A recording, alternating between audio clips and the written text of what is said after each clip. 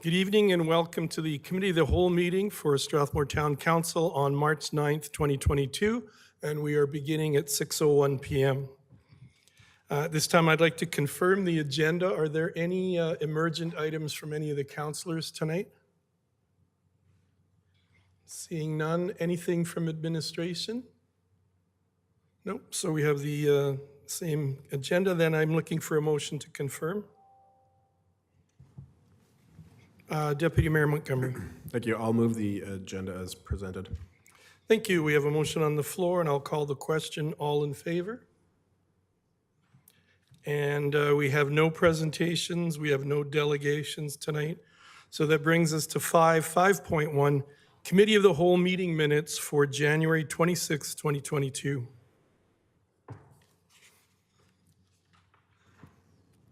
Oh, Councillor Peterson, sorry, I've got to get back into this. I would so move the minutes of January 26th, 2022, Committee of the Whole. Thank you, and I'll call the question. All in favor? And that motion is carried. We have no unfinished business tonight, and we have no tabled items or reports. So that brings us to item 8, items or reports from administration. 8.1, Traffic Control Bylaw number 22-06. And I believe you are Claudette. And Claudette, you are presenting tonight? Good Yes, I evening am. and welcome. Welcome, or thank you, Your Worship. Good evening, Your Worship and fellow councillors.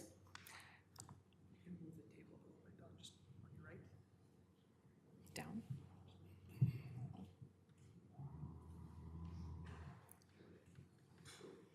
I'm here tonight to introduce and present for information new bylaw for the Traffic Control Bylaw 2206. Upon review of 0618, the current traffic bylaw, it appears very outdated. There's been no penalties attached, and there's been new developing bylaws throughout the last 10 years since amendments were made. The current one that's actually posted online right now isn't even the one that was consolidated in 2012.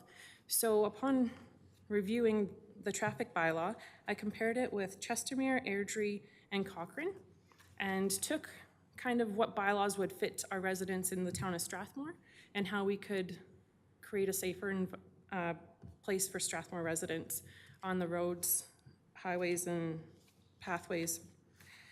So I'm seeking your advice tonight, Council, on your thoughts on the bylaw 2206.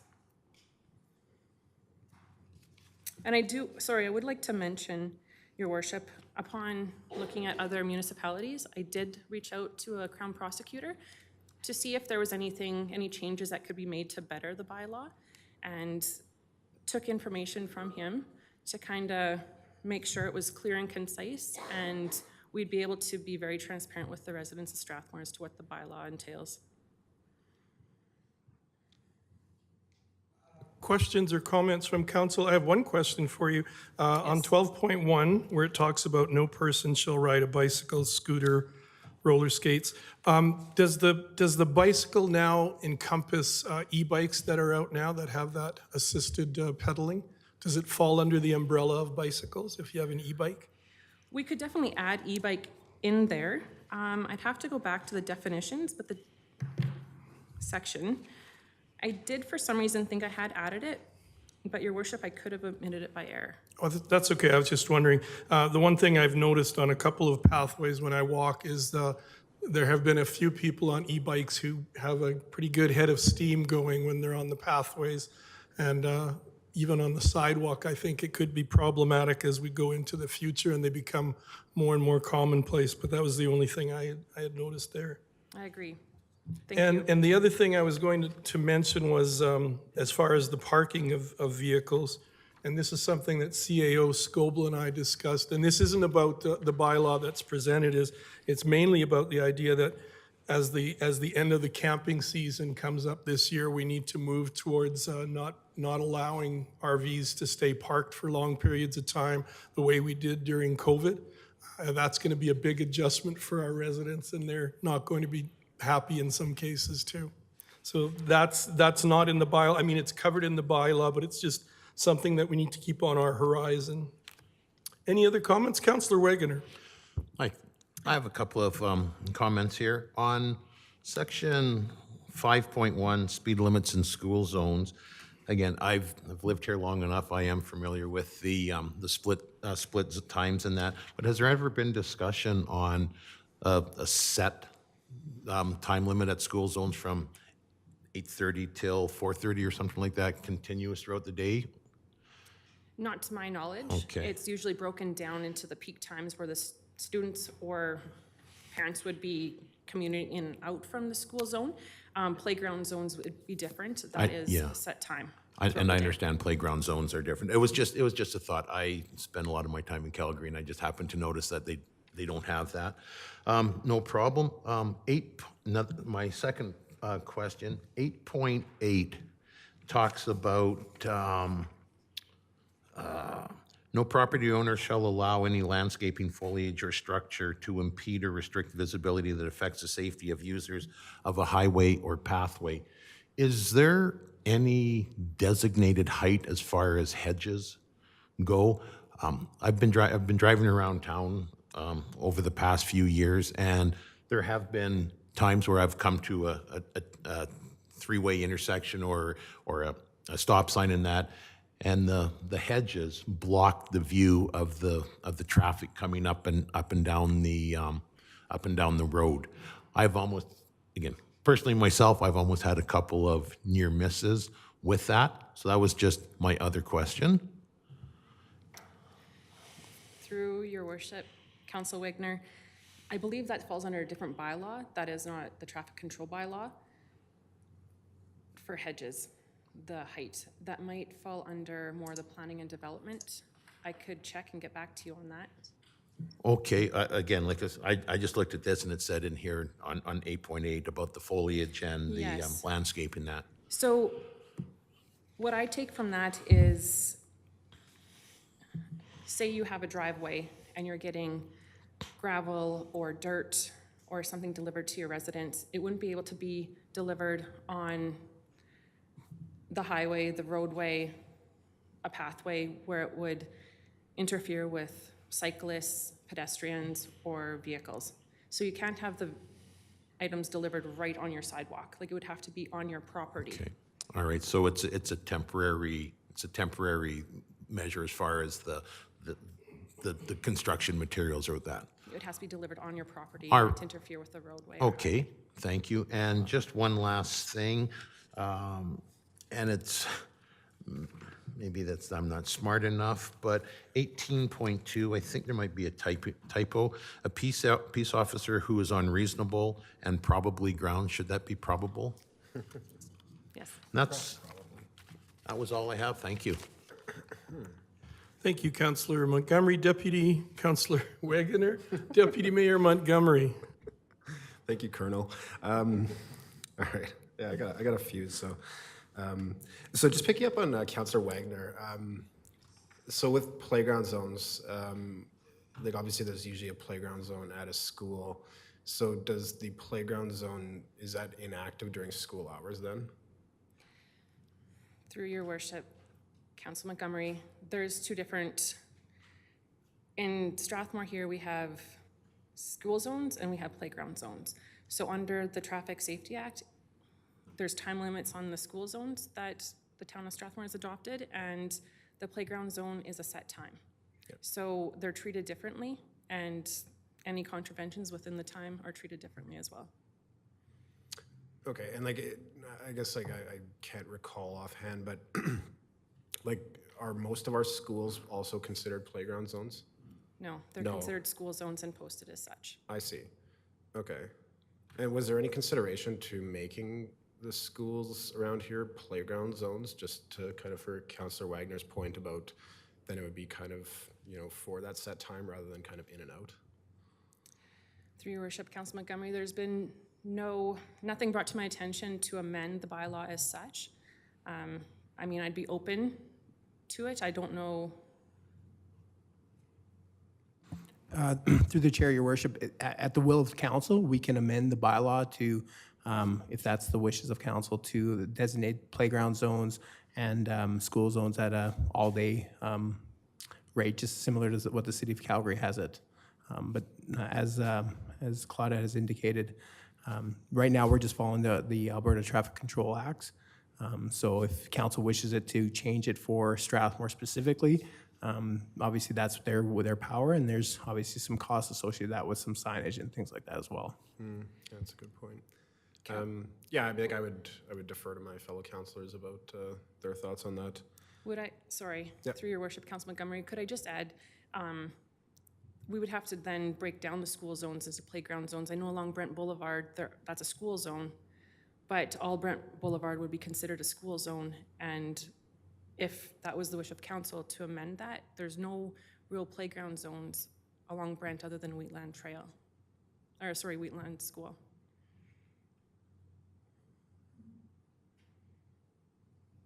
Yeah, so in other words, you're saying like along Brent Boulevard, the speed limit would be 30 all day, every day, yeah. I mean, I don't know how I feel about it either, but all schools have playgrounds, or at least every elementary school has playgrounds, so it's not like at 4:30 there's not kids playing in those playgrounds, but it definitely would be a can of worms we'd want to consider carefully. Yeah, like maybe if you guys could like kind of maybe look into it for when we, have a closer look at this, and then maybe we could, just if we wanted to include it, we could, like an amendment of some sort. Sure. Okay, and if nobody else has one, I'll continue, I guess.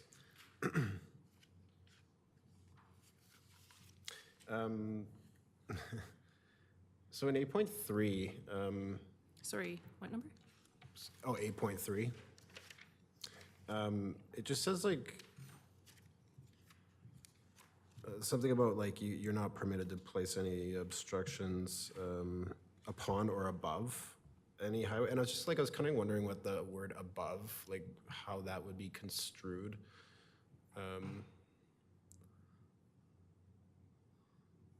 Or interpreted.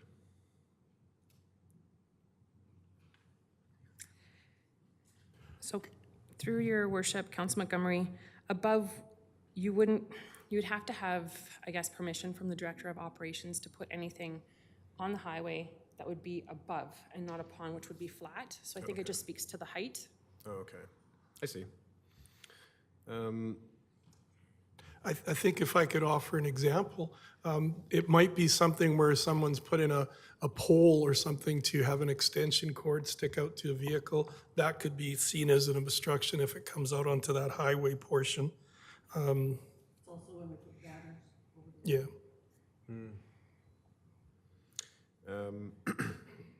Okay.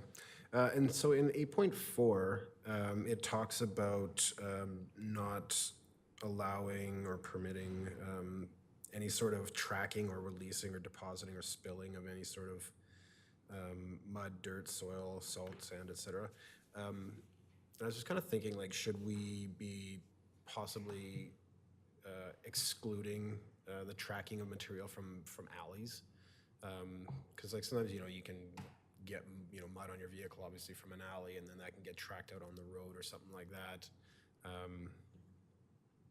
And unless I'm assuming it wouldn't be kind of probably picked up the same way, but was that considered as far as like to prevent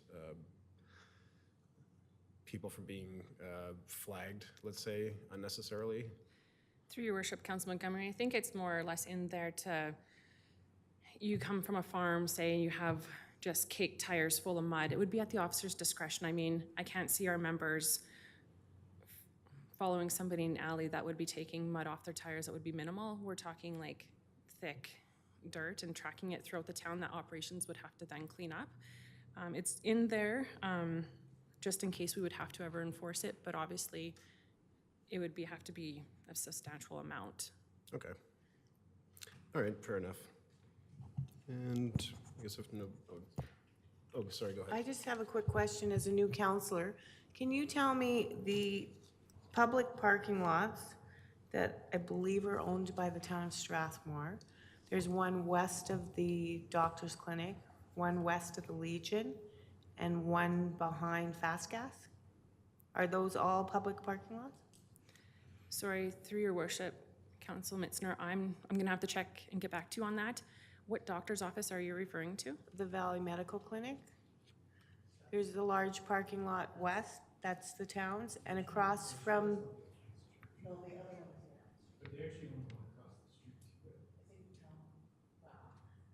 And then there's one behind the Fast Gas also. Okay. And then my other question is, our 2-hour parking downtown, is there a time limit on that? Is that just effective during business hours? Saturdays, Sundays? Your worship, through your worship, Council Mitzner, I think, if I recall correctly, I'm just gonna bring up the. Is it 3 hours downtown? It was changed from 2 hours to 3 hours. Yeah, I think it was. And that is downtown during business hours, I believe, but, sorry, what section did you find that under? I didn't, I'm just Okay. asking the question because I couldn't find it. Yes, it is posted in here. Okay. Just give me 1 second, sorry.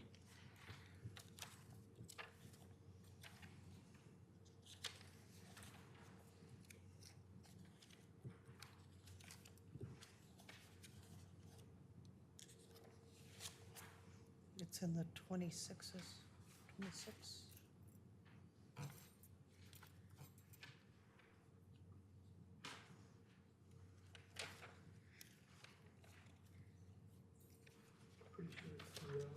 It is 3 hours, but It it's in is. the, I don't think it's noted, it's just in 26. But is there times on it? Like, is it 7 days a week?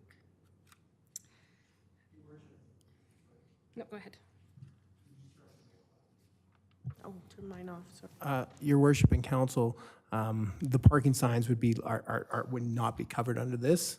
And at that point, council can choose to make a different motion that we change all the parking signs to 2 hours, 3 hours, and things like that, whatever at the wish of council. It would not be covered under this traffic control bylaw. The signage are determined by the infrastructure and planning department obviously with feedback from council. Your worship, the violations are listed under the 26s, under 26.8, where it speaks to time, but not to the specific, as Director Pretzloff has just mentioned.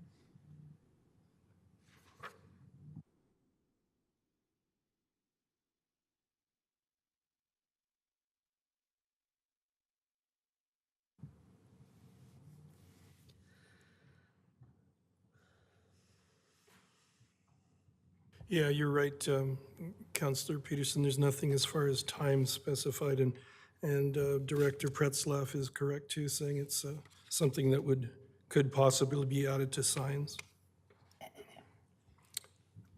Councillor Peterson? Thank you, Your Worship. Claudette, on section 23, I know that this is where council, or at least where I always get the most feedback from our constituents. And it is something that you can maybe help shed some light on. The biggest issues around parking of heavy vehicles on our roadways in the community occur on Ridge Road, on Pine Road, and those two particular are related to truckers stopping for fast food and coffee, and often we get calls, a lot of calls, from constituents who have concerns.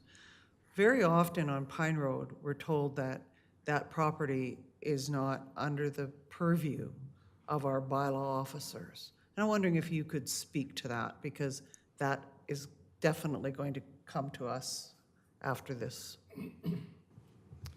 Through your worship, Council Peterson, I can say since I've been here in September, I have been out in the vehicles with our members, and we have been issuing violation tickets. We ask them to go park alongside the highway in another area, and they're quick to do so, but they also want to just get in there and get their food quickly and leave. While they're out there, I can say that they do have the authority to issue a ticket to them. So this includes Pine Road? That's correct. Thank you.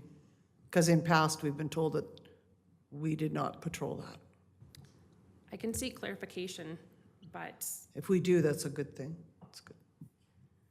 Yeah, that's a good point, because I've always been under the impression too, it doesn't have a lot of stormwater management there on that road.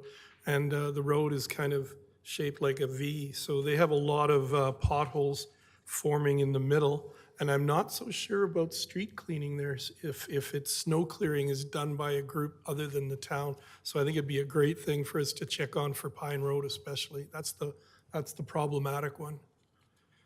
Thanks, Councillor Peterson? Yeah. Deputy Mayor Montgomery. Thanks. So just getting back to like the spilling and tracking and whatever. So 8.7, it mentions like that the town assumes no responsibility for damage to either the property that is causing obstruction or the property that is abutting the highway or sidewalk when work is being done. So I'm just kind of envisioning, like if somebody, tracks or spills something in front of, a property, it might not even be their property. And so we're saying that the town could show up and possibly damage that property and we wouldn't be liable. Can we absolve ourselves of a liability that way? through your worship, Council Montgomery, I think it's more, it can be taken as such. Unless you can prove that that was the individual or the homeowner that caused that damage, you can't really issue a ticket. It would be more for if a builder or somebody, a resident had a bobcat and they had, say, damaged a pathway or a highway, or they were digging up and they chipped the sidewalk. That's where you'd have a bylaw there to have them replace the concrete or have them to replace a highway or pathway. But you would have to be certain that that individual was the one who caused the damage. No, Not like necessarily right in front of the what house. I'm referring to is like, if as we were talking about, if somebody, spills something, it says here that the town can make the person, clean it up. And it says if the person isn't, going to clean it up quickly enough, the town can clean it up. But then 8.7 is saying that while the town is cleaning it up, the town bears no responsibility for any damage caused to the property. And that's why I'm saying, so like if somebody could spill something in front of somebody else's house, the town shows up to clean it up and then damages, some part of that person's property who's not even involved. So that's what I'm saying. I'm just kind of surprised that we can say, well, we're not legally responsible for damaging, this person's property while we're cleaning up a mess that was caused by this person over here. So can we actually say we're not legally responsible for damage we cause?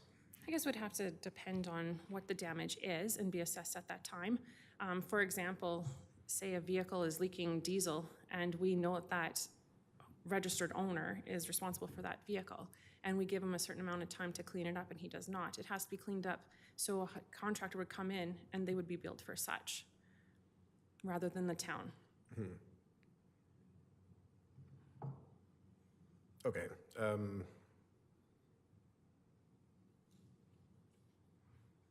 Okay, and so we can legally say we're not legally responsible for damage that we cause to a property? Sorry, Your Worship, to Council Montgomery, I guess I'm not certain that we're actually causing the damage to begin with. Well, I'm just saying, so like, let's say like, there's, like some mud that gets dumped on the road or some, some dirt or whatever. We send a bobcat over to, scoop it up and clean it up. During that time, they drive up onto somebody's grass and tear up the grass. Okay, this is saying that, we can just go, well, tough luck, we're not responsible for that damage.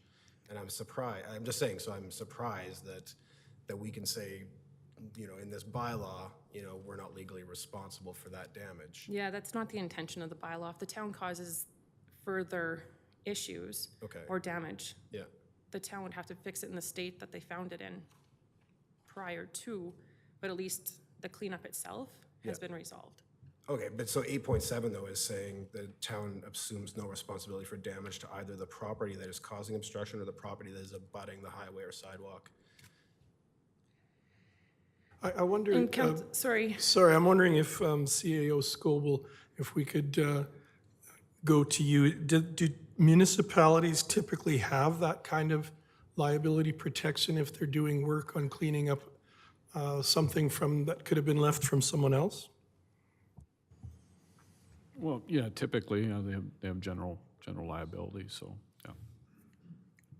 But again, I think the intent is, you know, as Claudia was saying, like if, you know, if we shouldn't be on the lawn in the first place with the Bobcat, and if we are, we're gonna repair it, right? So it's not causing incremental damage or adjacent damage, so, yeah. Okay, thank you. And your worship, through your worship to Council Montgomery, I can also say there was one community, and I believe it was in the Ranch Estates.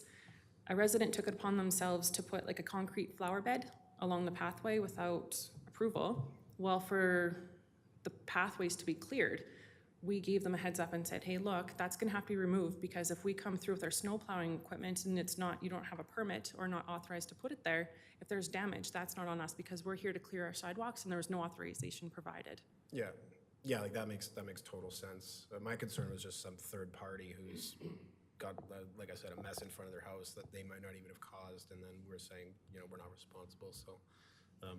But I'll turn it over to Councillor Lang. Thanks, Deputy Mayor. Councillor Langmaid. Thank you very much, Your Worship. I just have a very quick question about off-highway vehicles. And whether, so I see in the section on tracked vehicles, in 10.2, we have a section that says, you know, this section on tracked vehicles doesn't apply to town of Strathmore vehicles or vehicles under hire by the town of Strathmore for snow removal, road rebuilding, maintenance. That's awesome. What I'm wondering is, does our Parks Department have any off-highway any equipment that could be considered an off-highway vehicle that we might need to exempt through this as well? Through your worship, Councillor Langmaid, that's a great question. There is some ATVs, not really ATVs, but side-by-sides, I believe, that they use, but I can double check and have that amended. Just something to think about. Yeah, absolutely. I'd hate for our summer students to be out there watering the flowers, and not that I ever think it would happen, because I think our bylaw members use a great amount of discretion and understand that, but if we can, you know, if we're gonna spell it out for one piece, maybe we could spell it out for the others as well. Just Absolutely, thank for you. consistency, thank you. Thank you, Councillor Langmaid. Deputy Mayor? Thank you. So 8.9 says that no person shall drive a vehicle over an unprotected hose or any other equipment that's being used by a fire department. That seems like something that not a lot of people would probably know. Like if, you know, if you're kind of driving somewhere and, you know, the fire department's set up or whatever, and you just see a hose, you might not know. Is that, and I guess maybe I could ask the chief, is that, like, do you guys normally set something up so that it's obvious that people shouldn't be driving over a hose? We do not typically do that. We just don't have the capacity or manpower to do that. So we set up our lines and we have RCMP as traffic control. Okay. But there's times when people could absolutely do that without us knowing, and it's happened in my career. Okay. And does that, like, it probably damages the hoses? Oh yeah, it creates that. Okay. Okay. Okay. Yeah, it was just something, like, I wasn't even aware that that's, you know, a problem even.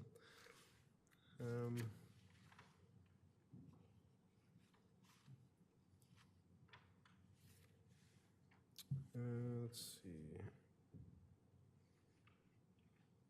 Oh, 9.2. So 9.2 says, it's talking about temporary repairs and street maintenance, and it says, no driver of a vehicle shall park a vehicle or permit a vehicle to be parked on a highway from the time a sign or signs referred to in 9.1 have been placed and until such sign or signs have been removed.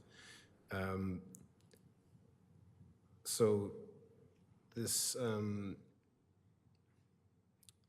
you know, like what I'm thinking about is, like, a lot of times we have signs set up that says, like, no parking, you know, from this future date till this future date.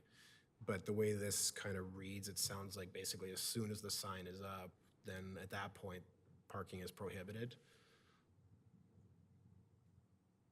Like, it just says, like, until the signs, like, have, when they've been placed and until they've been removed, basically. So are you thinking then that the parking of the vehicle should match the time that's on the sign then? Is that what you're thinking? Yeah, like if we could just kind of maybe like just fine tune it a little bit so that it's also allowing for parking when a sign is there. Yeah. And I can, When it's, yeah, when it's not. I can give you an example. Tonight when I was driving here on Wheatland Drive, they have signs up. I imagine they're going to be doing snow clearing on that road. Anyway, the signs are up saying as of March 10th, but 9.2 would make it seem like as soon as the sign is up, you can't park your vehicle there. But it's actually saying on the sign, not until the following day. So we might want to see about cleaning up the wording in that so that it matches the times indicated on the signs that have been posted. Yeah. That's a good point. Thanks. I'm sorry to interrupt. Is that not addressed in point 9.3 where it says you have 24 hours from the sign being placed and then you can't have your vehicle there until the sign is removed? Yeah, it's just that it kind of is contradicted by 9.2 that says you can't have a vehicle parked there when the signs have been put up and you can't put them till they're removed. So it might be just an easy cleanup as far as wording. Well, I think 9.3 is referring to when you're already parked there and they put the signs up, you have 24 hours to move, as opposed to if they, put a sign up that says, don't park here next week kind of thing. Does that make sense? Yes, Your Worship. We might have to make an amendment on there, Sure. just to even indicate, like, say for parades and such, it says no parking. It doesn't say 24 hours. You could put the no parking signs up, but as soon as they're up, there's no parking, and when until they're removed, there's no parking. So we could create another section for times that are posted. Yeah, because otherwise, like the vehicles I saw today, according to this, they could be ticketed then because their vehicles are on the road, even though the sign says, as of March 10th, you can't be parked there. Yeah, so that might help. Thank you. 7.4.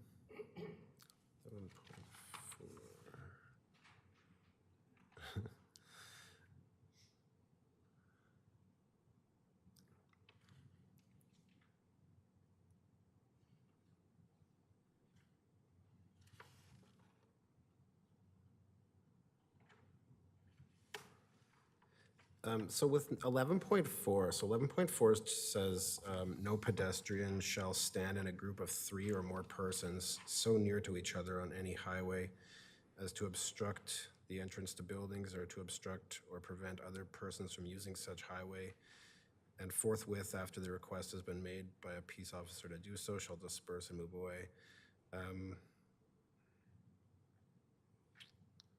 Can you maybe just tell me what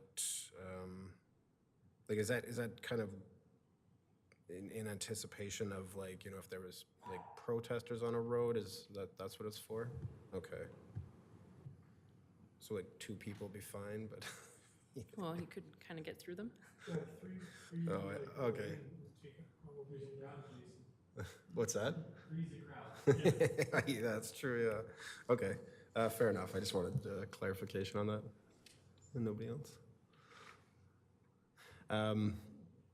Okay. Oh, so 12.4 says no person shall ride a bicycle, scooter, roller skates, inline skates, skateboard, longboard, scooter, or any other similar vehicle on private property without the expressed prior written consent of the property owner. Can we do that? Can we say, show up on some private property and say, hey, show me a letter that says you're allowed to do this? Unless the property owner is kind of called bylaw, Through Your Worship, Council Montgomery, that would be more that protects the schools, people with these nice yards that people would be skateboarding over these sidewalks, unless there's written permission that they're able to use the said similar vehicles, they don't have permission to be on there, even though it looks inviting. Right, no, I totally understand and I agree. But I'm just, the way this is kind of, reads, it's saying that, even if the private property owner doesn't complain, bylaw can still show up and demand proof of somebody's, ability to ride there. And so I'm just surprised that our bylaw can go onto somebody's private property and tell somebody else that they don't have the right to skateboard or something like that, unless that property, unless the property owner said something. Because, if if, you know, like how would bylaw, I just think it's kind of, it seems onerous to me, or, you know, I'd be surprised if, It's kind of a catch-all, and what I found, what we found at Strathmore High when I was still there, before the skateboard park, we had brand-new cement flower beds and big wide sidewalks, and it became a skateboard park, and a great deal of damage was being done. So this kind of a rider, this 12.4, would give bylaw the ability to say, do you have a letter of permission from the school to be skateboarding here? And then the school, you know, would say, no, they don't have any permission.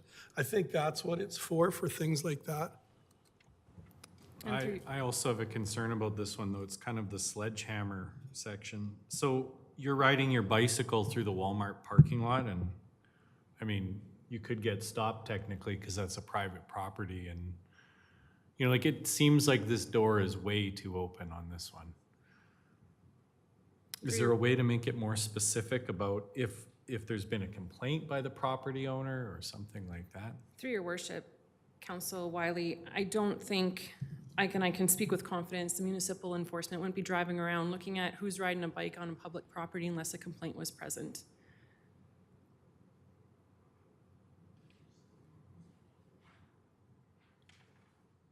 and if bylaws saw somebody, you know, like, let's say they saw some kids skateboarding on a property that was a private property, and they went up and they said, hey, show me a letter that says, you know, you can ride here. And let's say it's fine that they are riding there, but they don't have the letter, what would happen then? Through your worship, Council Montgomery, most private properties are posted, no skateboarding or biking, especially at the schools. I would have no problem if there was a complaint made to walk up to an individual and ask for a written letter if there was a complaint. Oh yeah, no, absolutely, if there was a complaint, but I'm just saying if bylaw's driving along and they see somebody, you know, some kids skateboarding on private property, like let's say in a parking lot, you know, technically they could go up and say, hey, where's your letter that says you can do this? And the kids would go, well, we don't have a letter, you know, because they don't, you know, maybe know about this bylaw. And I'm just saying, so at that point, what is the process for those kids? Let's say they do have permission, or let's say it's fine, like, what would be the process for them? I can once again speak with confidence. I'm pretty sure municipal enforcement would have better things than to follow a kid on a parking lot. If they're not permitted, they have a skate park. If they're not causing damage, I don't know why our members would be interfering with them. And again, you'll see it somewhere like I've seen it here at the Farmers Market Pavilion, very smooth cement surface, and some of the kids love skateboarding there. So that's one where you could say, do you have a letter of permission to be on this on this facility?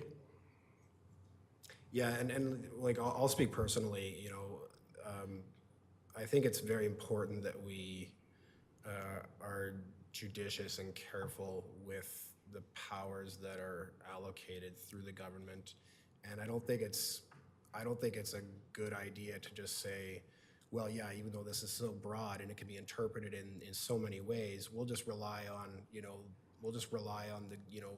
from now and until, you know, in perpetuity, we'll rely on the fact that we know every single person that's ever going to be enforcing this, you know, they're going to do it exactly how, you know, in the best way. So I would rather give like kind of, let's say, more specific powers rather than just kind of broad powers. And I don't know how you would kind of do that in light of this passage here, how you would, you know, give bylaw the ability to like, I don't know, like I said, like if it was a complaint based, then it's obvious, right? But this technically gives bylaw the power to just drive up to any kid or anybody on private property and say, hey, show me a letter that says you have permission to do this. You know, and it could be, you know, it could be me, myself, you know, and then I have to go and produce something that says it's my property, or I have to go get permission from my buddy, you know, a letter or something that says that. And so that's when it's Your Worship, if I may, and council, most of the bylaws are complaint driven, so that in the event that a homeowner or somebody sees something going on their property, this enables bylaw to come in and enforce it. I agree with Claudette here is that the members aren't going to be driving around through Walmart's parking lot and watching for people riding their bikes through. However, if Walmart chooses to request that we enforce that, this bylaw and this provision gives them the authority to do such. And through your worship, Council Montgomery, this bylaw is actually one of the ones that are shared without the municipalities that I've researched. Okay. Okay, yeah, I think we need to be careful, because I always, I think about worst case scenarios, and you always have to interpret these things, in a worst case scenario. Otherwise, I think we just have to be careful, I think. And so I guess like without this passage, you're saying like Walmart couldn't call up Bylaw and say, hey, we don't want anybody skateboarding on our property then? Through your worship, Council Montgomery, if there is a complaint, we would definitely go and follow up with that. Even if this passage wasn't in there? Absolutely. So But there should besides also be signage as well, no skateboarding. Yeah. But I think this bylaw also helps out. Say there's a really nice property in town and the homeowners are gone and the neighbors complained. Well, if the homeowners aren't there and they don't have a letter, we're actually helping that homeowner out to remove these kids off their property to come back to a lot of damage on their new steps and driveway. Yep. Yeah, I don't disagree that there's certainly like circumstances where it would be good for Bylaw to be able to do this, certainly. Yeah, like I hate to feel like I don't want to see like I'm arguing with you. I know we're kind of, debating, but I do respect your opinion, and I think you made some good points, so. Your worship? Obviously, any private property owner also has trespassing acts, and that they can enforce through the RCMP, should they choose to and go down that mechanism. This bylaw is kind of a, if you want to call it another option than calling directly right to the RCMP to talk about people trespassing onto their private property. Thank you.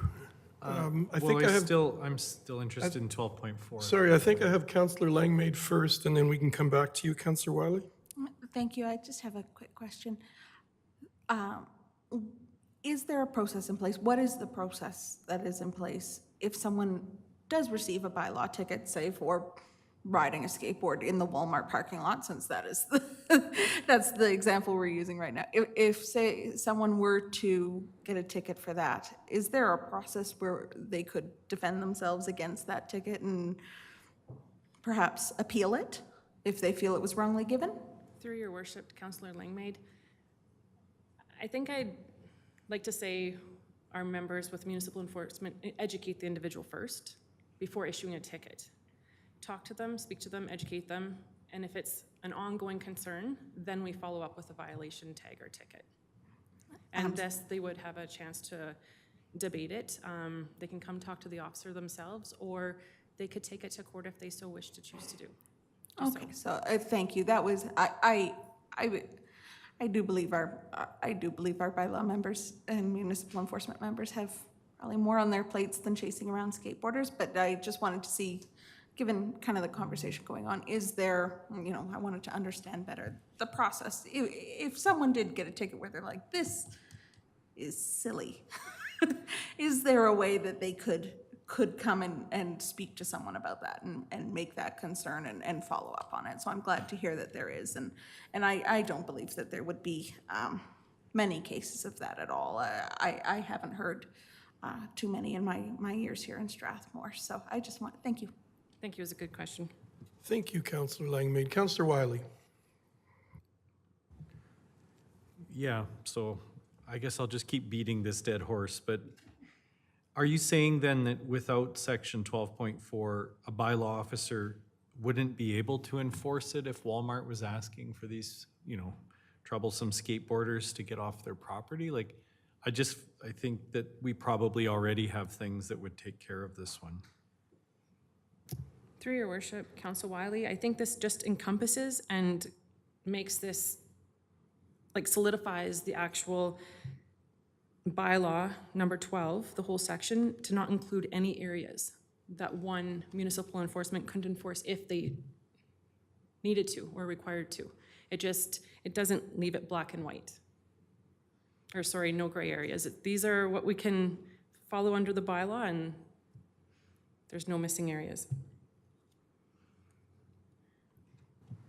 To jump in, I do like that there is an option for a bylaw enforcement on an issue like that, rather than say, having a group of kids have to deal with the RCMP and a potential trespassing charge. I think a bylaw ticket for the traffic bylaw is less of an impact on their family themselves and, potential ramifications further on. Would it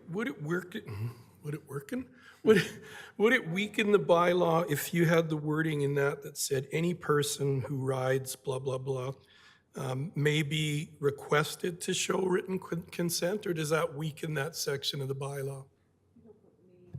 Yeah. No. Yeah. Okay. It Well, leaves it open and. And I'm not interested in changing the wording. I was just throwing that out there. Again, the example I can give that was a real help to us at Strathmore High, we put up signage. It didn't stop the skateboarders because it was like the newest, best place for them to skateboard. So had we known about this or had this other tool that bylaw could use, it's almost like another tool, a reinforcement of them being able to say, look, you don't have written permission to do this. And again, I know our bylaw officers continually educate first. It's the experience I've had with them over the 12 years here. Deputy, what am I doing? Councillor Peterson and then Deputy Mayor, sorry. Your worship, I've lived next door to a space that's an incredibly popular skateboarding area in the community. It is the former Marigold Library building. There are steps and rails and a ramp, and I've spent hours, endless hours on my deck being entertained by the wrecks that I've seen. It was like a Simpsons trampoline episode many times. And in all those years, in the decades that I have lived there, I have many times seen bylaw come by. I don't think there's ever been a single ticket issued, lots of warnings, and the judiciousness by which bylaw officers over many, many years have carried this out, according to this, have given them the capacity to be able to ensure the safety of the property and the well-being of the children, and I think that that's what this does, and I see no reason to become overly concerned with what's here. I think it does what we need it to do. Through your worship, thank you, Council Peterson. Deputy Mayor Montgomery. I think I just had kind of something that crystallized what the problem is for me. Let's say you're like a completely law-abiding person, okay, and you've read this, okay? If you interpret this and you are a perfectly law-abiding person, that means that you will, as Councillor Wiley said, you will get to Walmart. You don't have expressed written consent to ride your bike on their parking lot. If you are a perfectly law-abiding person, you will have to get off at every single piece of private property that you encounter because you don't have prior written consent.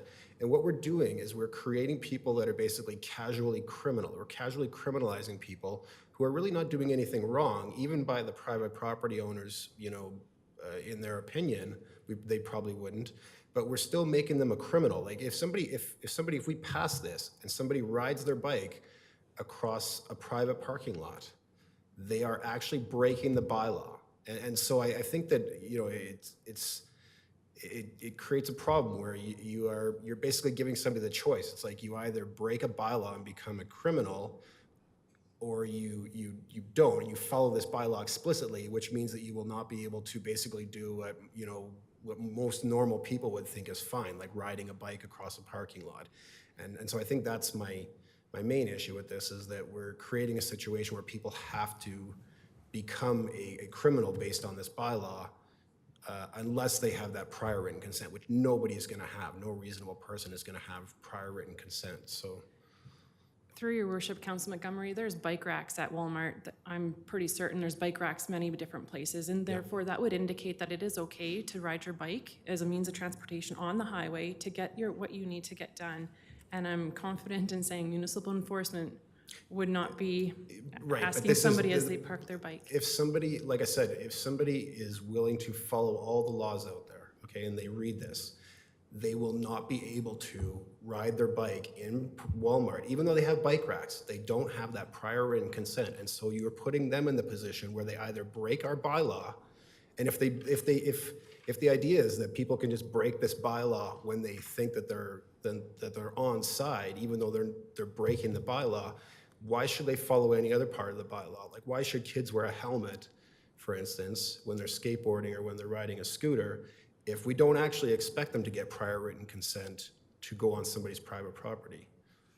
I can look at rewording it or how other municipalities word this portion of the bylaw. Yeah, and I'm not trying to be like combative or argumentative. It's just that I always interpret these things if they were like perfectly applied, or if, you know, it's like, if this is in the bylaw, that means that we actually care about it enough that we will send enforcement, you know, like in our taxi bylaw, for instance, it says you can't have loose papers on the dashboard, you know?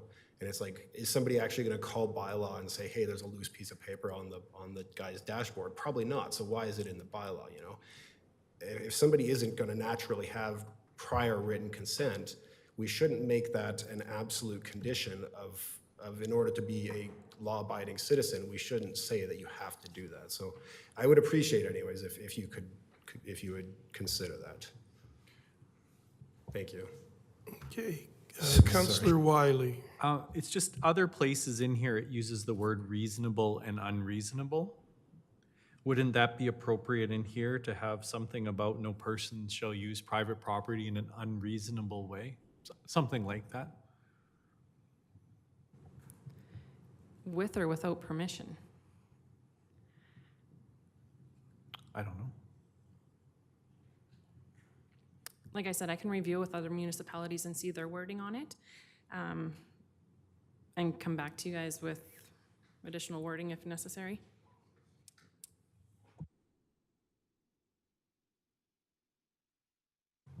Thank you, Claudette. Any other questions? Deputy Mayor? Thank you.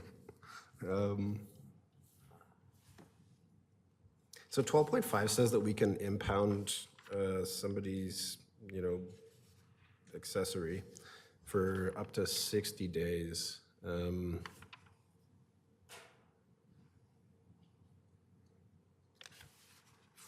it's at the discretion of the peace officer. So does that mean a peace officer could say, like, you know, okay, you're losing your skateboard for a week, and, you know, like, somebody else is going to lose their scooter for a month, etc.?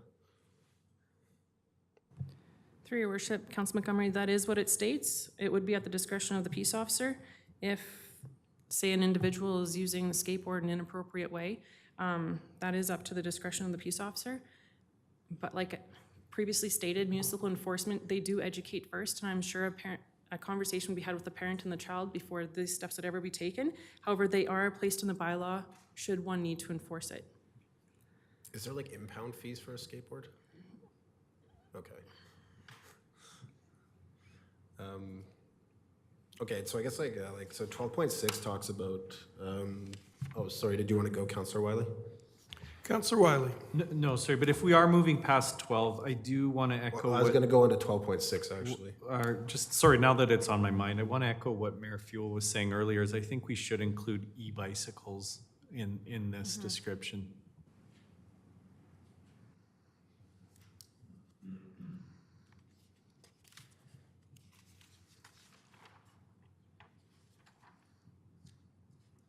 What about those hoverboard things? Those things are pretty dangerous. Councillor Langmaid, and then we'll go to Deputy Mayor. Thank you, Your Worship. I have another very quick question about parking in alleys, which I have scrolled away from and now can't find. There it is. So it says you cannot park a vehicle, or permit a vehicle to be parked in an alley. Has that always been a rule? Through your worship, Councillor Langmaid, yes, it has been, and that's for if emergency vehicles need to get by or through. You can park to load and unload, but not to park there. unless you leave enough room for, say, a fire truck to get in between. Okay, so as long as it's passable, we're not. That's correct. And The reason why I ask is because I know there are some parts of town where parking is a little difficult, and it is not uncommon for people to try and tuck their vehicle very close to a fence out of the way, going, I'm just gonna leave it here, there was no parking on the street. And to me, that's a very reasonable thing to do. If you have no parking, I just want to make sure that it's, you know, there's a reasonableness to it, and it sounds like there is, so thank you. And then I had one more very quick question about horses, actually. So in 12.10, it says, no person shall ride a horse or other animal on the highway except in a parade or procession duly authorized by the CAO. And then later on, it says that you can't ride a horse at all without written permission from the CAO. Can you ride a horse in town if you're not in a parade as long as you have permission from Kevin? Through your, I just want to, I'm just curious, because I know during Stampede Week, people are here, there are horses. Everyone likes to post a TikTok of them taking their horse to Tim Hortons. It's a thing. Is that something that if there was permission would be allowed? Yes?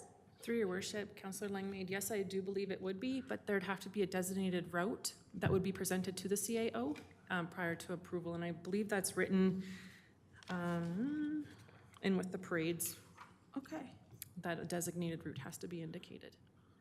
all right. And authorization may or may not happen, just based on why they need to ride the horse in town. Just growing up in Sylvan Lake, I remember there were horses in town. People used to bring their horse into town to go ride, and I remember that, and I think, oh, wasn't that long ago. You know, maybe someone might want to do this again. Okay, so email Kevin for horse questions. Gotcha, thank you. Deputy Mayor Montgomery. Thank you. So I'm going to talk about something that's probably going to be controversial in some way, maybe. So mandating helmets for people under 18. For, you know, I know that the province has a law for bikes for people under 18. So it seems like we're kind of taking a bit of a leap here and saying that, you know, anything else that's ridden by somebody under 18 has to wear a helmet. I personally, and is this meaning like on all property? Like, so if somebody is at the skateboard park, for instance, they have to wear a helmet. If somebody's on private property, they have to wear a helmet. Through your worship, Councillor Montgomery, I could be wrong, but working in a government prior, I believe this is a government law that would be forced. This bylaw would give the municipal enforcement the ability to enforce it here in the town of Strathmore as well under their appointment. Like I said, I could be wrong and I'll look into this, but it's really to protect our healthcare system with the brain injury unit that can be caused as a result of that, and with especially under the age of 18. Sorry, so when you say you need to look in, like, because right now, like the province says bikes, you have to wear a helmet for a bike, but I'm not aware of them having it. So you're saying there might be a law that for everything else as well? I will look into that. I do believe it was up for discussion when I was working with the government of Alberta, but I will get back to you on that. Okay, like I know, like I think it was 2 years ago, there was a resolution at AUMA to do something to this effect, but I hadn't heard anything about it being progressed past that.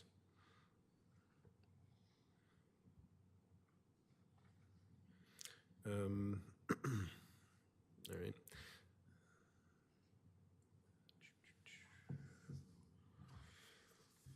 So the next one is, 14.4. So it says, no driver of a vehicle shall park a heavy truck in a residential area at any time.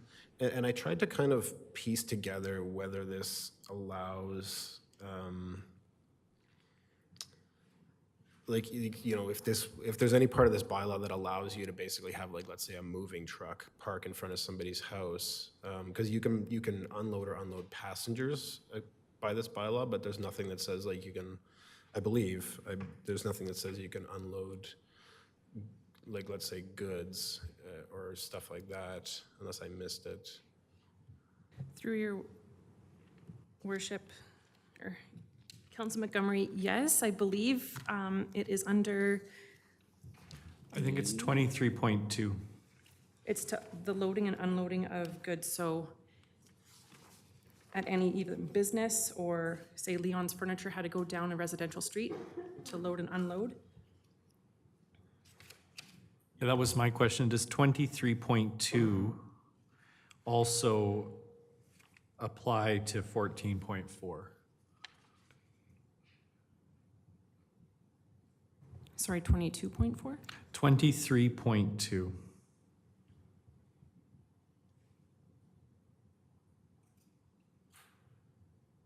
In other words, does it cancel out then 14.4? Is that what you're saying, Councillor Wiley?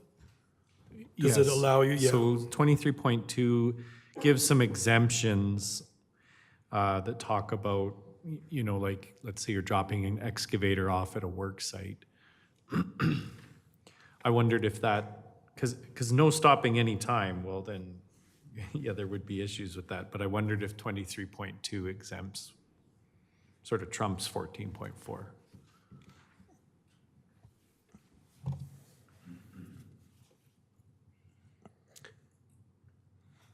Mr. Pretzlaff. Yes, Your Worship and Council, as it states there, when a heavy truck is required to leave the designated truck routes for the purpose of delivering or collecting goods, they are exempt from that. That's not unloading and non-loading bylaw, or clause. Right, but so this speaks to like, yeah, they can leave the heavy route, but 14.4 would say they can't actually stop or park that vehicle in a residential area at any time.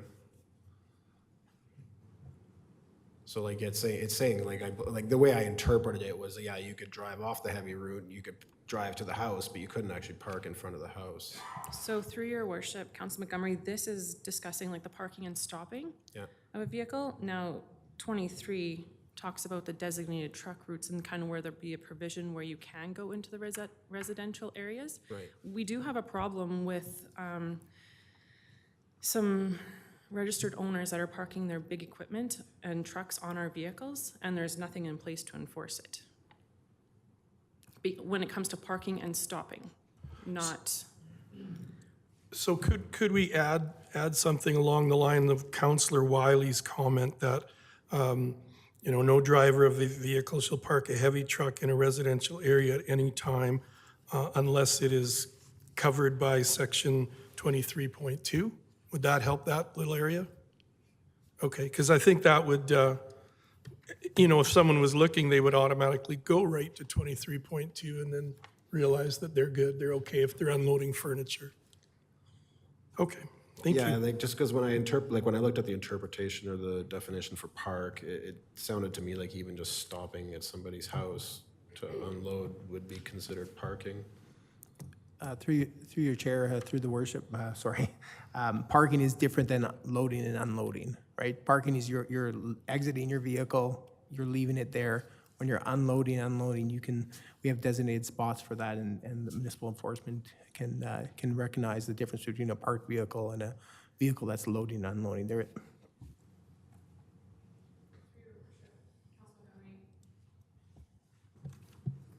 Sorry, through your worship, Council Montgomery, when, I believe it's in here in the bylaw as well, when you're loading or unloading, the four ways must be flashing, which is a good indication that they're not parked for long periods. They're parked, or they're stationary to load and unload. Yeah, no,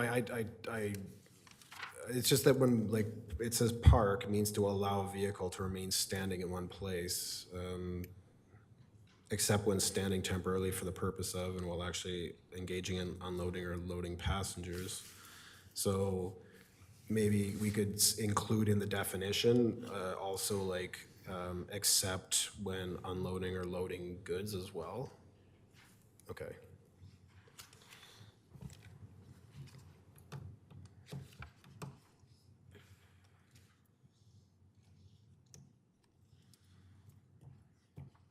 Councillor Mitzner, do you have a comment? When we get this all figured out, can we send a copy to Rona? Because they're really great right now at doing curbside drop-offs. They're not even landing them on the individual properties. Like you're doing a basement reno, they just drop and run on the front sidewalk. You order a wash machine, and maybe that would even get it like 3 feet closer to the front door for the people. Because that's their policy, but I don't think their policy matches our bylaw if they can continue to drop stuff off on the curb. Thank you. Thank you for that. Deputy Mayor Montgomery. Thank you. So with 14.11, it talks about no vehicle shall be parked on a highway without holding a valid certificate of registration. That's already a provincial law, isn't it?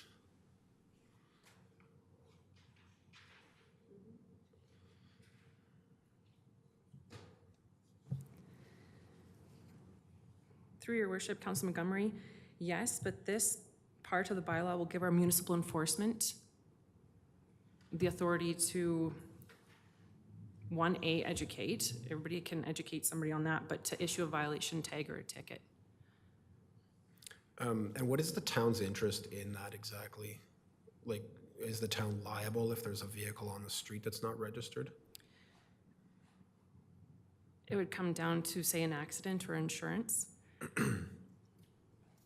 Sorry, It wouldn't be the town's responsibility, but you're not protecting the residents. The reason why I'm bringing this up is one time I was doing a job in town, and I stopped at this house for a half hour, and I came out and there was like almost a $300 ticket, and I was going, why is the town bylaw driving around looking for expired tags?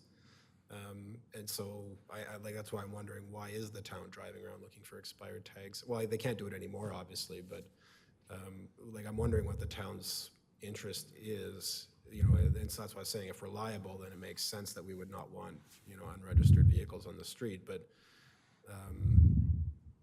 why would, aside from being able to find somebody and collect that money, why would we care if somebody has an unregistered vehicle on the street? Through your worship, Council Montgomery, I guess that also helps people have 3 or 4 vehicles on the highway at one time that aren't even registered in residential areas. In addition, your worship and council, exactly that. It prevents a vehicle from being parked there permanently when you remove the tags, and it can become unsightly, or if the vehicle is aged or anything like that. Then this again gives the municipal enforcement officers an opportunity to educate, and if there is non-compliance, then to issue a violation. Isn't that covered by the 72-hour rule, though?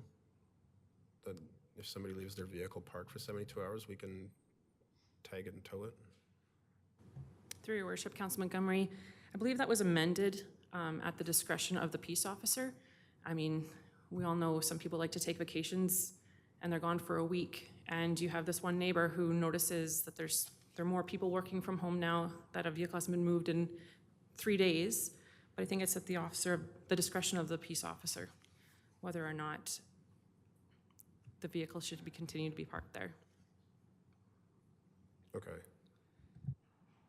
And sorry, so you're saying it's not a rule in here anymore, that we have 72 hours? I believe it's been amended Oh, okay. I thought I saw that somewhere. to the discretion of the peace officer. Oh, I see, okay. Ultimately, your worship and council, it comes back down to the service levels and the wish of council. If council wishes that we remove certain sections of this to allow vehicles without registration to park on city streets, that can be amended and at council's discretion. As Claudia has indicated here, we're taking some best practices of other municipalities and choosing what we think applies best to here in Strathmore. But ultimately, this bylaw is council's, and if council wishes to have us change our service, that we do not look for those vehicles that are parked without valid registrations, then that's the will of council. Having received a ticket, I would have preferred not to have gotten a ticket. But again, I always defer to council. But what is the method that bylaw would do that now? Because obviously stickers aren't, kind of used anymore. So would bylaw be running somebody's plate or something like that to find that out? Through your worship, Council Montgomery, municipal enforcement, if there's an infraction made, finds out by asking the driver for their documents, and there is no stickers that are currently ran. If a ticket seems to be expired and there's more than one reasonable, grounds to be checking the plate, and it's been deemed to be expired, I know firsthand, because I've seen it many times this week. I shouldn't say many times, a few times this week, where they're like, I couldn't believe it. I didn't register my vehicle. And our members will work with them and say, tell you what, you go to Gold Key, have it registered, come back, and we'll help you out. So it's educating them as well. Okay. Yeah, I think I'll be honest, I'm personally not really bothered by people not having a registered vehicle. I think it's their risk, but, and not only that, but I mean, like, you know, usually when somebody doesn't have their vehicle registered, it's probably one of two things. Either they've forgotten or they can't afford to register their vehicle. And so giving them a ticket, you know, is probably not gonna help them in one of those situations anyways. But I mean, like, I don't think there's probably appetite to do anything about that here. Oh, 14.14.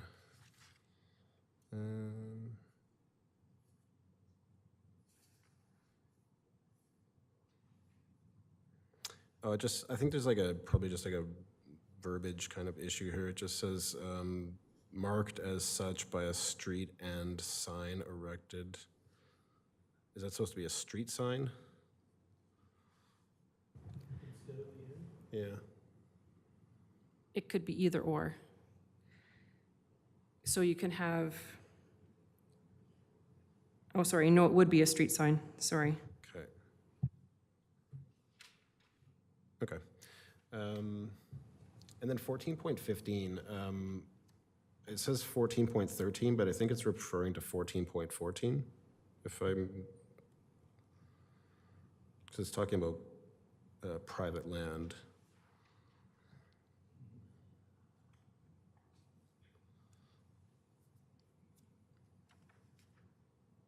It appears to be a clerical error, thank you. Yep. And then my next question, like, I just have to do with idling. So we're not, like, it talks about you're not allowed to idle your vehicle for more than 5 minutes, but then it mentions that you can't do it in a educational, recreational center or medical facility. And that's already that's a rule we have in our current bylaw, isn't it? Sorry, can you repeat that last part?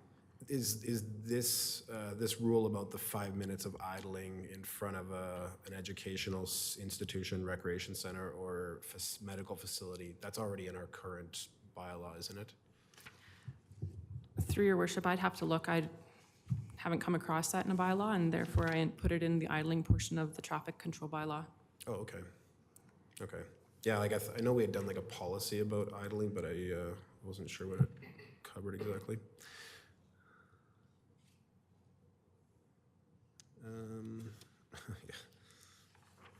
Yeah.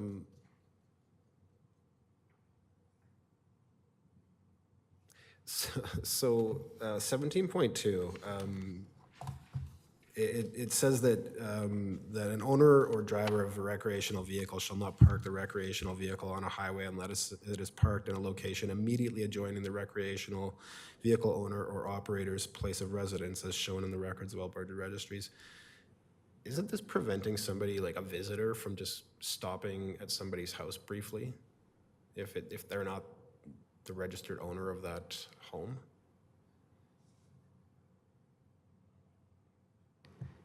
Like if somebody came from Edmonton, you know, and with a motorhome, they wouldn't be able to stop in front of my house. Through your worship, Council Montgomery, I think this really, and I can change the wording on it and revisit it for sure, but it helps someone who your vehicle must be attached to your trailer near your area. So you're not going to a residential area and parking in a busy street and preventing tenants or homeowners to park in their own spot. Yeah. So this one could just say without permission of the homeowner, just like the last one we were debating? Certainly. Okay. Yeah, just because, like I said, if you have somebody who perfectly follows rules, you know, they wouldn't be able to stop their RV in front of somebody else's house, even briefly, even if they were invited. Oh, and then 18.1 talks about off-highway vehicles. So, and then it mentions like school ground or playground, recreation area. So I know, for instance, like minor ball, they like to hook up a like a a harrow or a rake to a quad and kind of drag it around the field. And so, is there going to be a mechanism for them to get permission for something like that? Through your worship, Council Montgomery, I think they'd have to go through Golden Hills School District for that Well, like authorization. even like the Kinsman Ball Diamond, for instance, which we own, that's where I've seen them using it. And I think they even have plans to even store like a ATV there to do that particular thing. Okay, amendments could be made to reflect that. Well, does it already say under F, private property without permission of the owner? Like Thank you. 18.1F, is that not? Thank you, Councillor Wiley. We grant permission to Strathmore Minor Ball to maintain the Kinsman Ball Diamond accordingly, and that's why they have permission to park it. And if they build a shelter there, then we designate them that allowance. Okay. Yeah, like I just wanted to make sure that there was some way for them, because I didn't interpret private property as town property. So I just wanted to make sure that something like that was covered.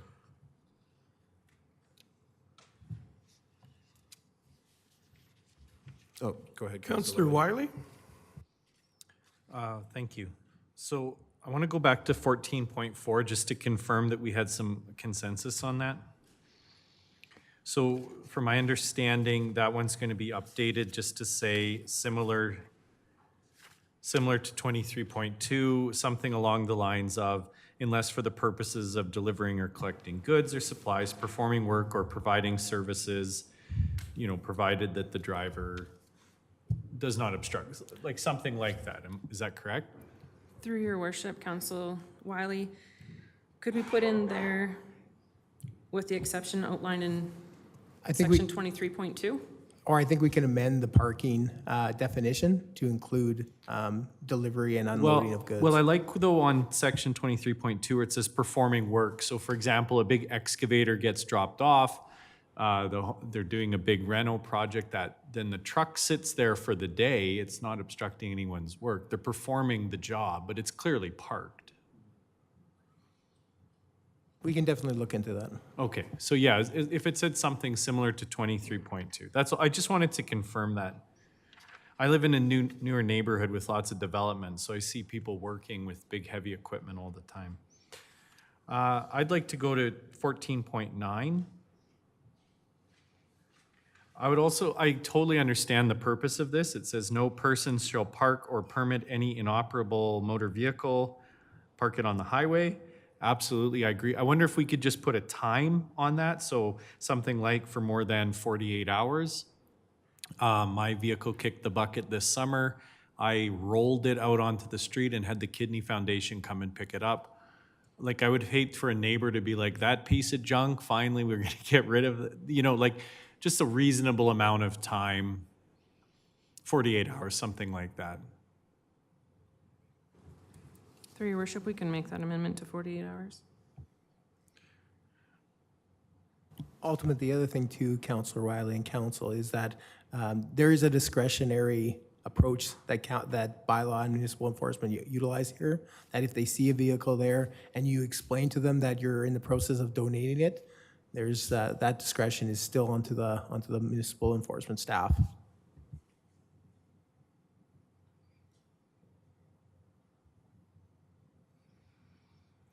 All right, I didn't want to be the one to wade into trailers and recreational vehicles, but I guess here we go. So I have already, in my brief time on council, had complaints about this. So it's controversial. So some people think they should be able to leave their trailers out there all week, in between camping trips and so on. Others would say no time, like you loading, unloading, and then get it out of here. I personally think 24 hours is not quite enough time for RVs. I would prefer if it said 48, but I'm willing to say 36. Like, I'm just thinking 24 hours, you're transitioning between a camping trip with your RV, or you go and pick it up the day before and want to load it all day, but you're not going to leave till 3 o'clock in the afternoon. Like, I just find 24 hours isn't quite enough time. I would have preferred it said 36 or 48 hours.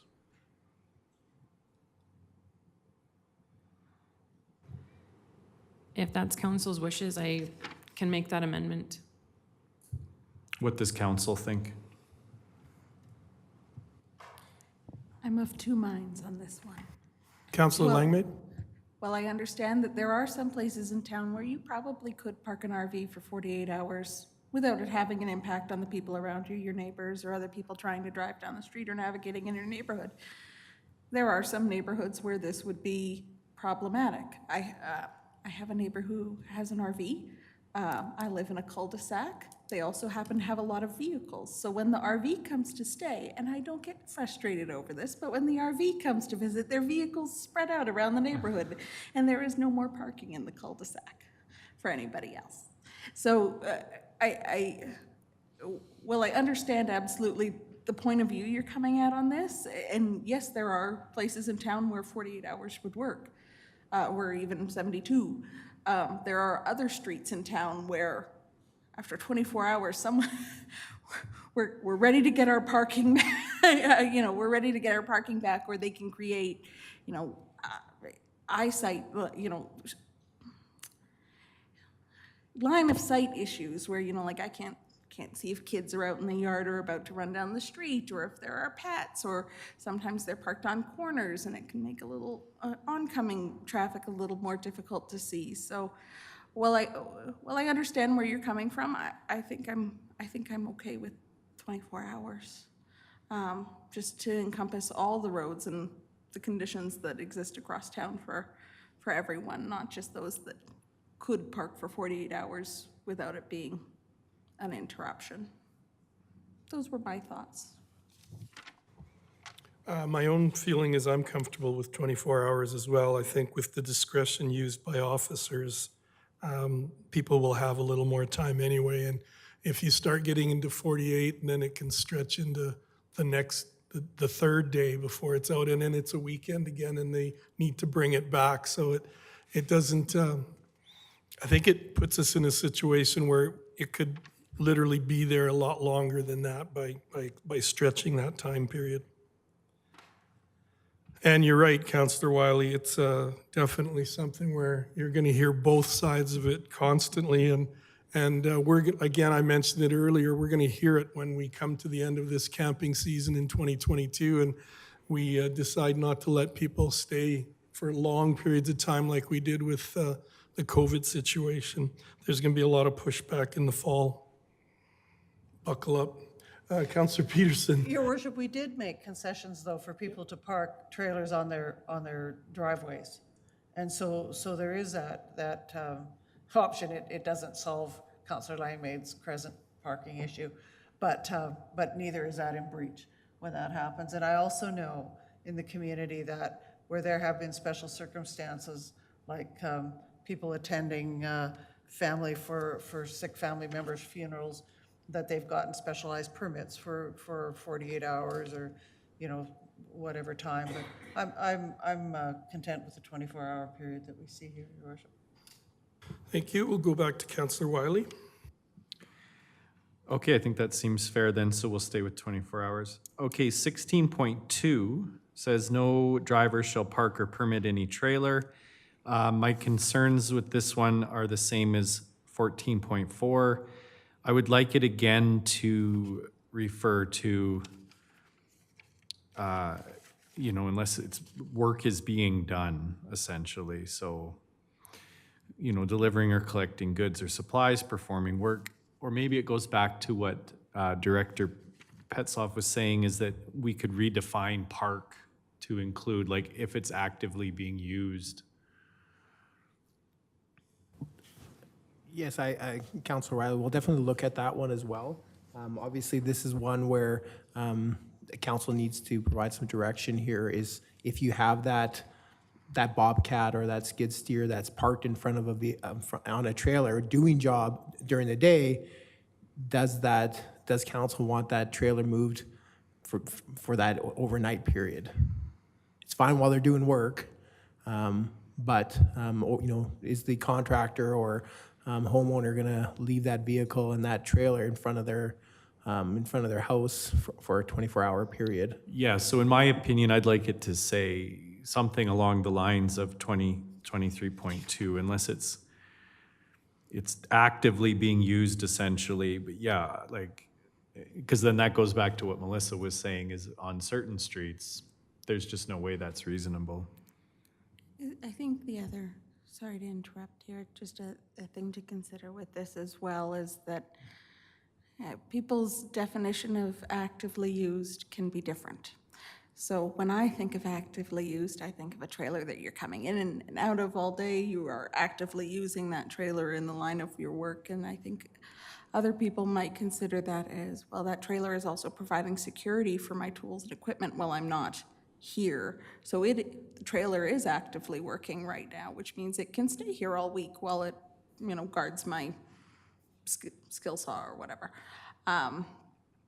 Which I mean, in most residential areas, I don't think would occur, but I know that in areas that are still being built, it could happen. I commonly see utility trailers parked on or around, houses in construction that might be interspersed with houses that are complete. And, if they're sticking out over the sidewalk where I can bump my shin into it in the dark, then that's a bummer.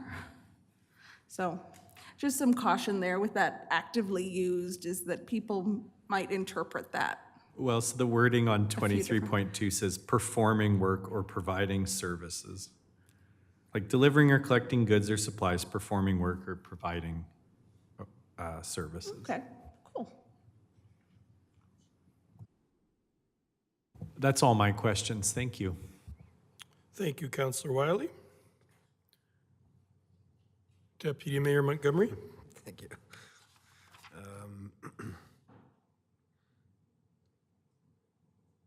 So 19.3, I was trying to like figure out like how this was supposed to be kind of read. Like it's a standalone clause basically that just says the vehicle is used for transportation of a person with a disability. So I'm wondering what that's referring to. That's correct. Through your worship, Council Montgomery, that's, say you're a driver with an individual who needs a handicap placard, you wouldn't be utilizing that vehicle without that person there, or that has that disability, to just, I guess, have the right to park in a handicap stall. So you must be transporting that person that placard is issued to and for.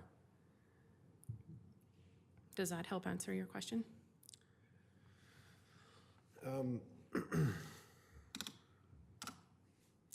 Yeah, I just like I feel like it's missing something, almost like it's missing context. Do you think 19.3 should be part of 19.2 and have the word "and" in there? Yeah, I almost feel like it needs to It be. kind of stands alone as a not quite a complete thought. Yeah, exactly. Yeah, that kind of stood out to me too. I'm wondering, if we could drop it as 19.3, add the word and make it part of 19.2. Absolutely. Thank you.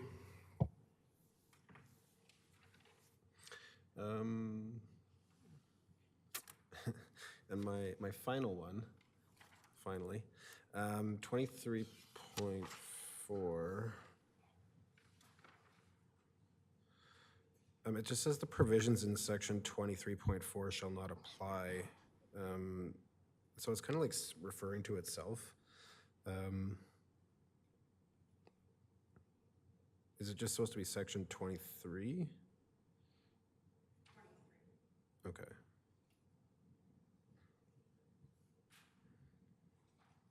And that's it. Thank you very much for everyone's time. Thank you, Deputy Mayor Montgomery. Thank you, Claudette, for your presentation and being able to answer the questions that have come forward tonight. We appreciate it.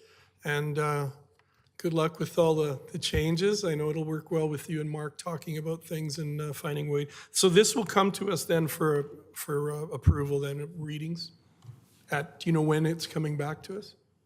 Through your worship and council, we'll obviously have to look at this. There's a number of changes. We may have to engage legal just to ensure that we're in compliance and things like that. So I can't guarantee when this will come back, considering, again, the number of ad hoc changes that have been raised here.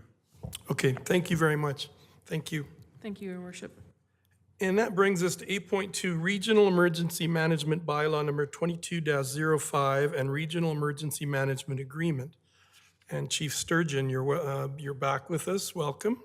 I think in the previous meeting, we've gone through this and worked out a few of the bugs and the points in the bylaw. So this is kind of recap, and you're coming back to us with more information.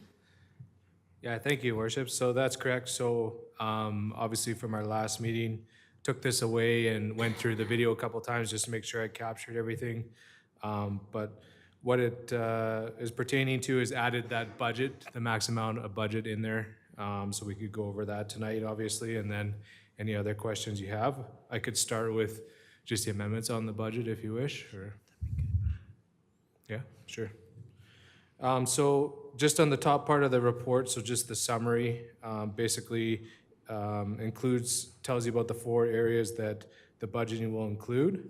So it's for the Wheatland Regional Emergency Plan Advisory Committee meetings, the rep planning and coordinating meetings, the joint training, so that's the training we'll do together, and the exercises and hazard assessments. The exercises and training are mandatory, and then the hazard assessments obviously build our plan. So through that, if you switch to page, so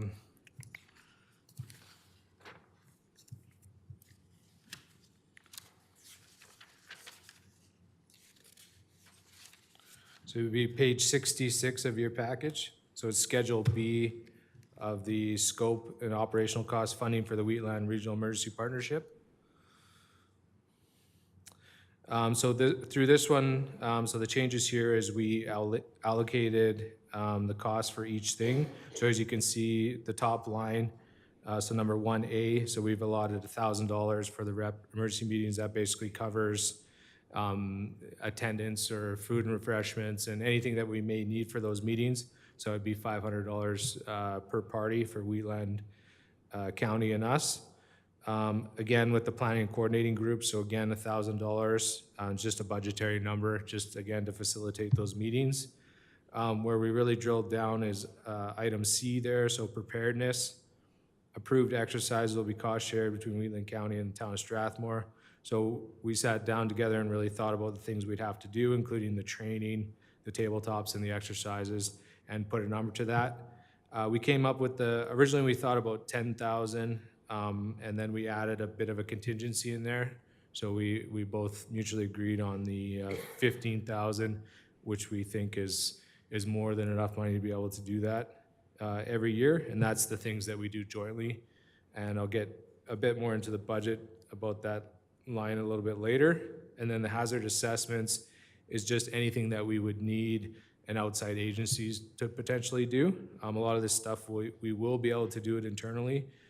But there is probably some things like potential tank farms and things like that we just don't have that level of expertise to know what the actual risk is on those.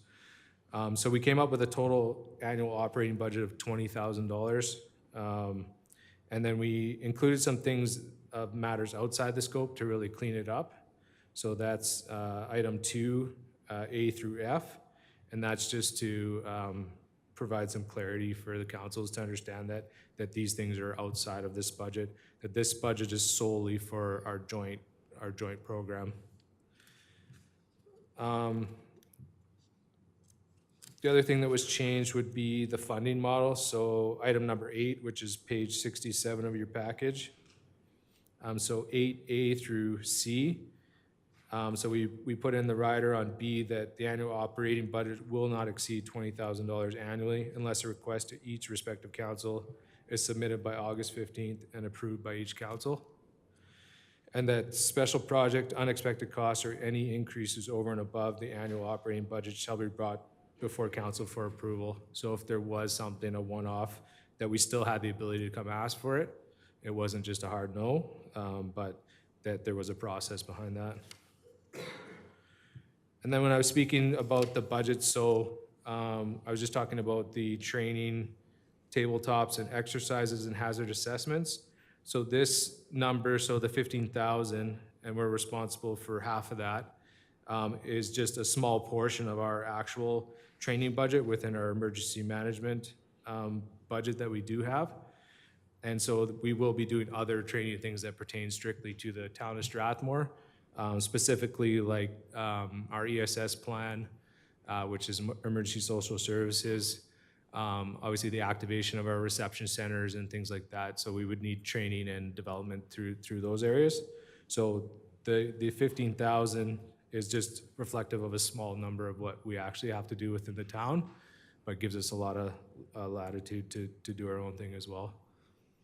So hopefully that wasn't too much. No, that was good, Councillor Peterson.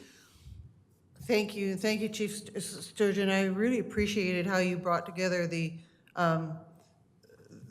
Section A and B and the final draft, and there's a lot of work for $20,000. I totally get that, but it's a great document. My question is, when you engage Alberta Disaster Services, do you have to pay for that? If you do planning exercises, or? So through your worship to Councillor Peterson, so you don't specifically have to pay for the outside agencies to participate, but there is some cost associated with the design of the exercise. So that's usually a big one. It takes quite a bit of time to design a proper exercise and make sure it has all the functioning pieces. So those usually run anywhere from like $3,000 to say $10,000. But the one that we're actually going to be doing in the town that was postponed due to the last wave of COVID is actually funded through AEMA, which is Alberta Emergency Management Agency. So they have tons of grant funding available for those things. So typically, not a lot of times do you have to pay for it, but sometimes there is some cost associated. That was exactly what I was asking, the one that had to be postponed. And then the only other question I had was regarding relevant to page 45. And I see that you have all the membership listed and you've encompassed everyone. But what about, is there any capacity, I guess, to bring in, an MOU through subsidiary membership through Rocky View and Siksika? And I think specifically a few years ago, we had a really serious fire on Siksika that breached, came off the nation into the county of Wheatland, and it was a huge fire, huge prairie fire. And it's a good point, there's concern that it was coming west towards Strathmore. And I understand the partnership that you have in the rep is what you need to have, but is there any value in seeking out, some agreement on the outside of that? And you don't have to answer that. I'm happy with this just the way it is, but just wondered if your thoughts on that. And that was all my questions. Thank you. Sure. So through your worship to Councillor Peterson, great question and definitely is a consideration. We do have some agreements, which we do through mutual aid agreements, specifically more to do with the fire department through each other. But we wanted to make sure that we got these things in place first, and we definitely will be adding other jurisdiction, other agencies, anybody that basically borders Wheatland County, and then we even expand out from there. So we have an unofficial group, you could call it, that does meet, Southern Alberta something or other. I can't remember the acronym off the top of my head, but it includes like the city of Calgary, Chestermere, Rocky View County, Siksika. So we all do meet as emergency managers and talk about things, and that's bi-monthly. And so we do that now, and there is talk actually in that group to really solidify the agreement so that we do have capacity.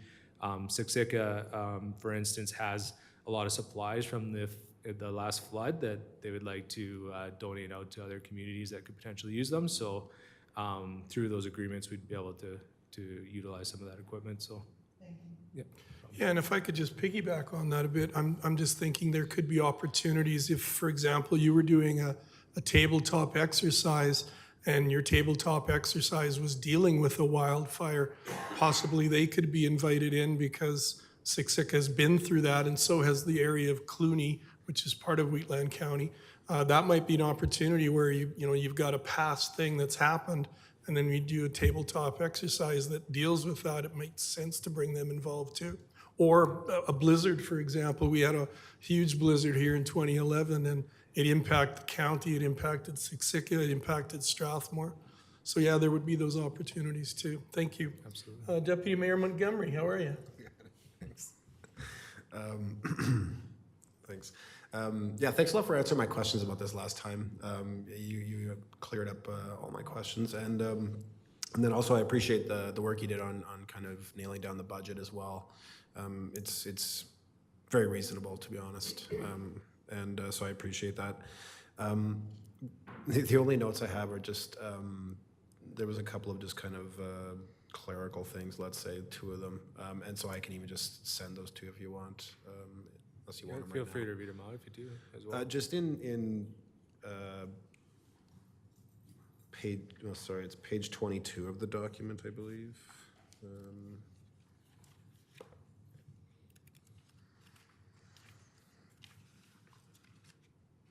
Just like under mandatory evacuation order, it just says voluntary evacuation, and that's probably supposed to be mandatory. That's page 90 of 190. Oh, page 90? Okay. Yeah, just under like evacuation, it says number 3, mandatory evacuation, and then it just kind of mentions voluntary, but I think it's supposed to say mandatory.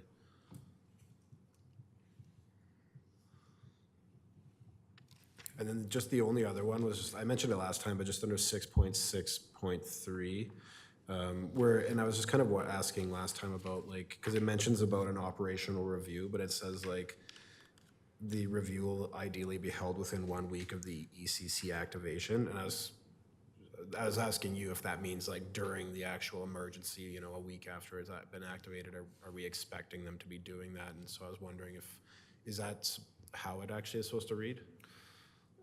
Yeah, that's correct. So, sorry, through your worship to Councillor Montgomery, that is the correct wording. So basically what that's saying is that we will start that process within 1 week. Okay. So it doesn't necessarily mean that it has to be completed, Okay. but we need to gather that intel or that information when it's fresh. So Yep. it's just to basically a trigger that when you start winding down the incident, going into recovery phase, that you're logging that stuff for that action report. And it's crucial to do that at that time because lots gets lost or forgotten. Okay, great. And thank you very much for answering my questions. Yeah. Thank you, Deputy Mayor. Councillor Langmaid. Thank you very much, Your Worship, and thank you very much for the work that you've done on this. I know that an ounce of prevention and planning is worth a pound of cure, and in emergencies that matters. So I have just two very simple questions today. The first is I just want to confirm with you, do these plans, the document and all the plans attached, align with our requirements under the Emergency Management Act and the Local Authority Emergency Management Regulation? Yeah, so through your worship to Councillor Langmaid, absolutely. So all these documents have been sent through to AEMA for verification, and our field officer went through them. Like I said, our leadership team, Wheatland's leadership team, all the villages, and then their representatives as well has looked through all the documents. And it did at one point, prior to me, did go through a legal review. So we're confident that it does meet everything that we're after.